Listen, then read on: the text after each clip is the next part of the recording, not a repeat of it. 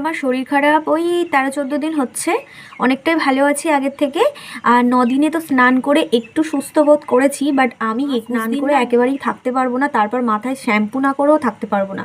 ওই 13-14 দিনে আজকে আমি একটু মাথায় শ্যাম্পু করেছি, আর মনে হচ্ছিল না 2-3 দিন আগে মনে হচ্ছিল মাথার মধ্যে কিছু একটা না বোঝা চাপিয়ে দিয়েছে কেউ সেটা তো এরকম আর কি মনে হচ্ছিল, শরীরটা খুব খারাপ লাগছিল। তাই আজকে আমি আর না থাকতে পেরে জানো তো শ্যাম্পুও করে নিয়েছি, তার সাথে ওই 2-3 মগ একদম মাথার উপর থেকে ঢেলে স্নান করেছি।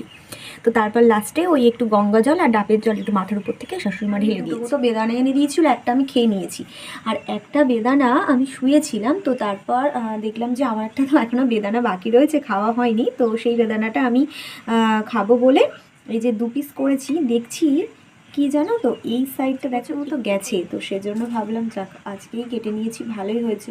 নইলে রেখে দিলে পরে হয়তো অর্ধেকটাই ফেলে দিতে হতো, আর কিছুটা আর কি খেতে পারতাম। বেশ বড় সড়ো বেদানা, 2 পিস করে মানে আগে ধুয়ে নিয়েছি, নেওয়ার পর 2 পিস এই যে কেটে নিয়েছি, কিছুটা এই যে ছাড়িয়েছি বাট এখনো পর্যন্ত আমি একটুও খেয়ে দেখিনি যে কেমন মিষ্টি আছে। তার আগে একটু খেয়ে দেখি, তাহলে পরে ছাড়াবো, নইলে ওই যেটুকু ছাড়িয়েছি সেটুকু খাবো। দারুণ মিষ্টি, দারুণ। তো বেদানাটা এখন ছাড়িয়ে নিই, ধুয়ে নিলে তারপর খেলে না কেমন একটু জল জল মতো লাগে।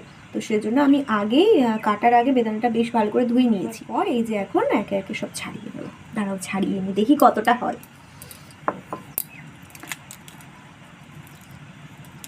মানে একটুখানি আর কি সবে আর কি পচতে শুরু করেছে, 2-3 দিন রাখলে পরে একেবারেই নষ্ট হয়ে যেত বোধ হয়।